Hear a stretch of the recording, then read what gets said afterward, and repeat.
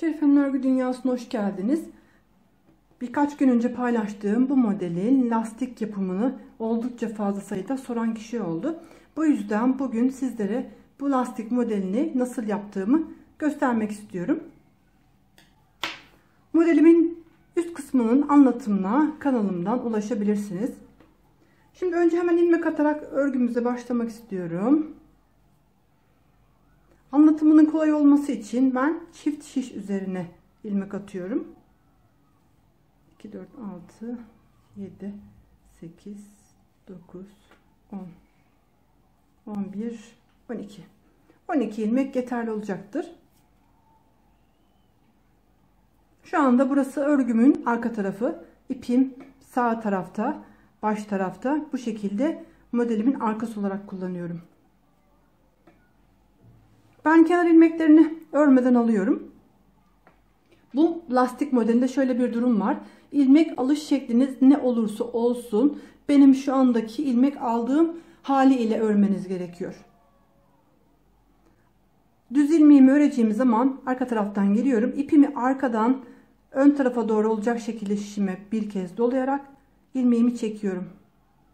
Ters ilmeğimi öreceğim zaman bu defa ipimi arka taraftan ön tarafa olacak şekilde şişime dolayarak çekiyorum ilmeğimi.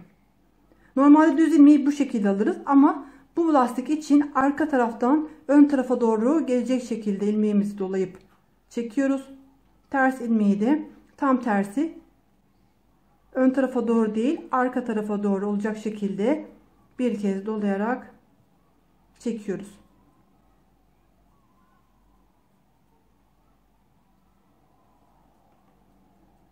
Düz ilmeği örerken ipimizi arka taraftan ön tarafa doğru bir kez doluyoruz ve çekiyoruz. Ters ilmeği örerken aynı şekilde arka taraftan ön tarafa bir kez getirip ilmeğimizi çekiyoruz.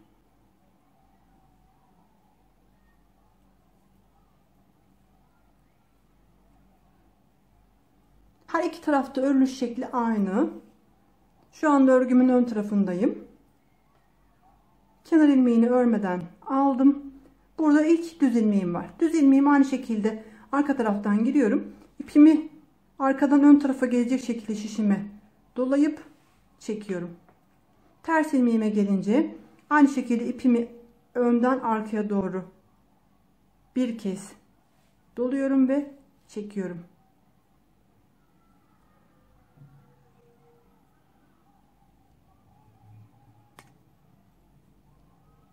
Arka yüzde, ön yüzde örülüş şekli aynı. Düz ilmekleri arka taraftan bu şekilde girerek alıyoruz. Ters ilmekleri de dolayarak örüyoruz. Bu lastik modelinde ilmek alış şekliniz çok önemli. Normalde ilmekleri ben dolayarak değil düz olarak alıyorum. Ama bu modelde ilmekleri dolayarak çekmeniz gerekiyor.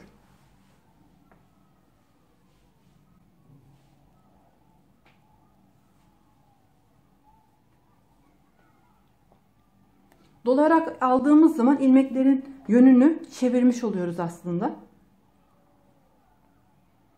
Burada düz ilmeğim var. Düz ilmeğimi girdim.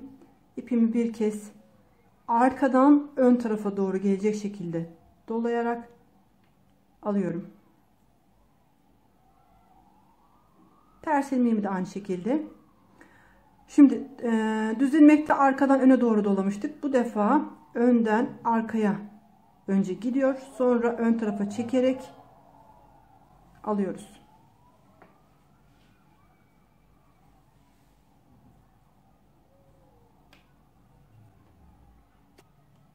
Bu şekilde devam ediyoruz. İpimizi arka taraftan ön tarafa gelecek şekilde dolayarak alıyoruz. Burada direkt arkadan öne doğru çekerek alıyoruz.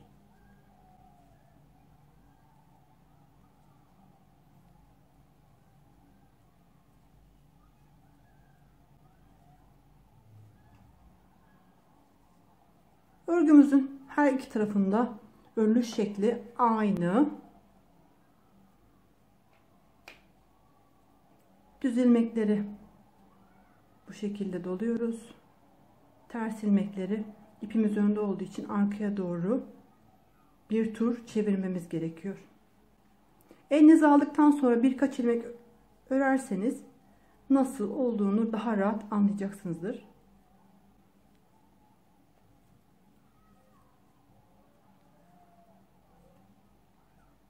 Benim örgüyü ilk öğrendiğim yıllarda bu lastik modelini sürekli kullanırdık.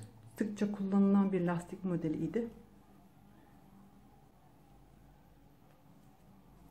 Bu şekilde devam ediyoruz. Örgüleri uygulanmış görünümü bu şekilde. Şöyle bir parça çalışmak istedim. İlmekleri dolayarak aldığımız için yönlerini çevirerek örüyoruz.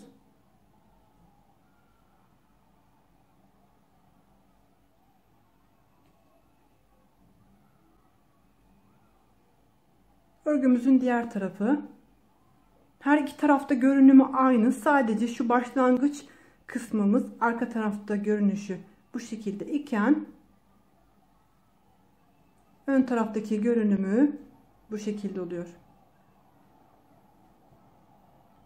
Sıkça sorulan sorulardan bir tanesi, modellerime başlarken bazı modellerde ön taraftan başlanılması gerektiği için ilmeklerimi şişime taktıktan sonra hemen ön tarafta şeklinde başlıyorum. Siz ipin hangi tarafını, başlangıç ipin hangi tarafını ters veya düz olarak kullanıyorsunuz şeklinde çok fazla soru geliyor. Ben sadece model anlatımı yapıyorum. Modele nereden başlanılması gerekiyorsa o taraftan başlıyorum. Sizler şu anda mesela ilmekleri taktıktan sonra arka taraftan normalde örmeye başlamamız gerekiyor. Benim modelim ön yüze kuruluyorsa sizler lastiği hazırladıktan sonra ilmeklerinizi arka tarafta örerek geldikten sonra benimle birlikte ön sırada modeli kurmaya başlamanız gerekiyor. Benim başladığım şekli ile örgüye başlayabilmek için sizler ben ön yüzde başlamış isem arka yüzde ilmekleri örerek gelip hazırlık yapmanız gerekiyor.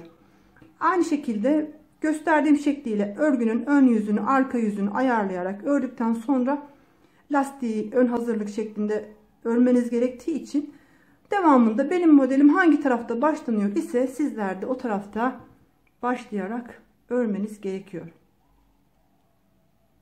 Anlatabildiğimi bilmiyorum ama kısaca bir bilgi vermek istedim. Herkese kolay gelsin.